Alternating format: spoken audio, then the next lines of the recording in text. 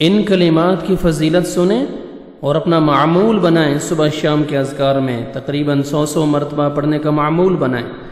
رسول اللہ صلی اللہ علیہ وسلم نے فرمایا، عن ابی ہریرہ رضی اللہ عنہ قال قال رسول اللہ صلی اللہ علیہ وسلم کلمتان خفیفتان علی اللسان، دو کلمات ایسے ہیں جو زبان پر بہت ہی ہلکے، ثقیلتان فی المیزان، اور ترازو میں بہت ہی بھاری، حبیبتان الی الرحمن، اور رحمان کو بہت ہی پسندیدہ، بہت ہی محبوب یہ دو کلمات ہیں۔ وہ کون سے ہیں؟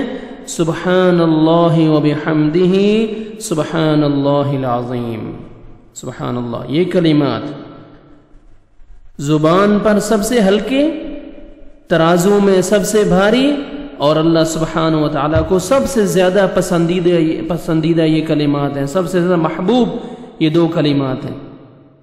ان کلمات کو صبح شام معمول بنائیں اپنے اذکار میں 100 مرتبہ پڑھنے کا۔ سبحان اللہ وبحمدہ سبحان اللہ العظیم، سبحان اللہ وبحمدہ سبحان اللہ العظیم، سبحان اللہ وبحمدہ سبحان اللہ العظیم۔ میں تھوڑا ٹائم پڑھتا ہوں، آپ سنیں تاکہ آپ کو یہ کلمات یاد ہو جائے۔